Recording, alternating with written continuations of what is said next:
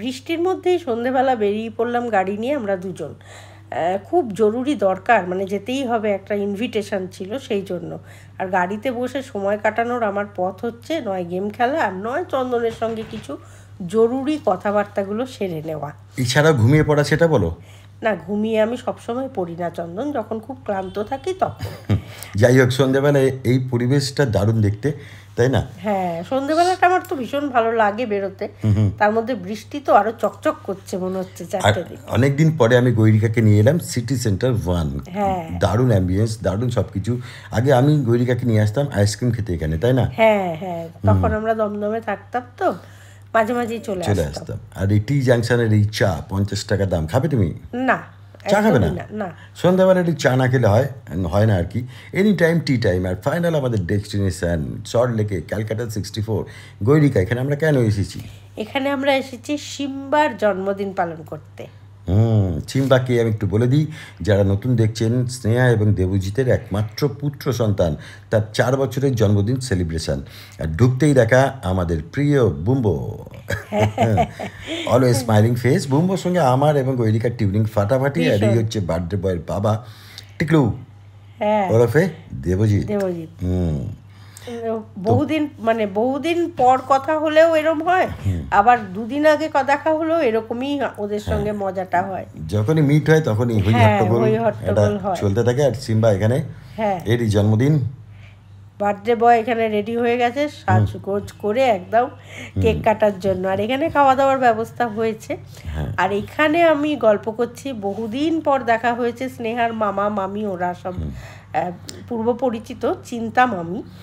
তো অনেকদিন পর দেখা হয়, যা হয় প্রচুর গল্প হচ্ছে। আর গৈরিকা যেখানে গল্প গুজব সেখানে, ও আর এখান থেকে উঠবে না, ওইখানেই বসে একবার এদিক ঘুরে একবার ওদিক ঘুরে। আমার ফলোয়ার্স, উনি আলাপ করলেন আমার সঙ্গে। আমরা কি করি যে আমাদের ফলো করে কেউ, আমি এটাই বুঝতে পারি না কি করি, কিছুই তো করি না।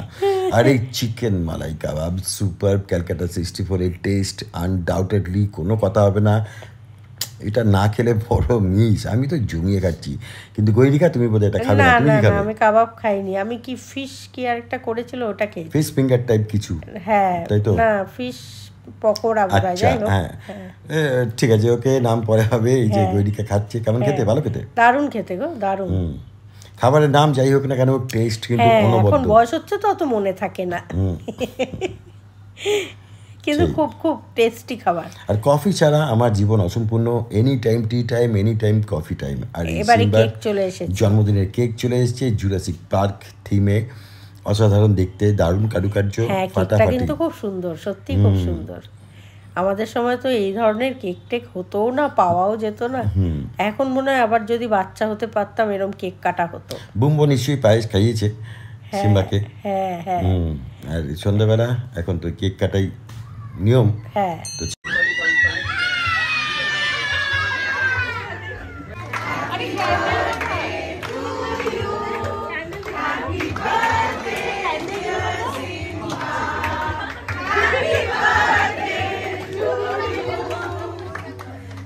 গৈরিকা তুমিও গান গেয়েছিলে, তাই না?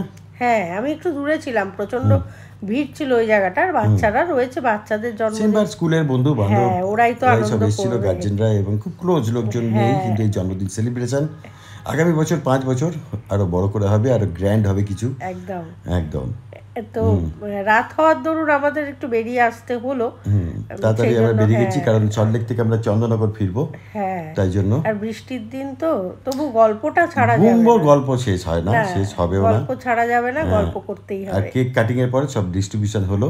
আর ডিনারে আমরা খেলাম কি, পিস পোলাও, পি পোলাও, আর হচ্ছে গিয়ে বাটার মশলা, ওই চিকেন বাটার মশলা। পিস পোলাও সঙ্গে চিকেন বাটার মশলা, ফাটাফাটি টেস্ট, অনবদ্য। আর লাস্টে ডেজার্ট না খেলেই নয়, এটা রোজ একটা কিছু হবে, রোজ মোহিতো এরকম একটা কিছু।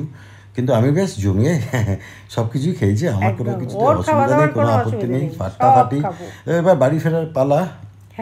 এবারের মতো টাটা, আবার দেখা হবে। তো সবাই মিলে আর একবার সিম্বাকে বলি হ্যাপি বার্থডে। Happy birthday. চলো টাটা।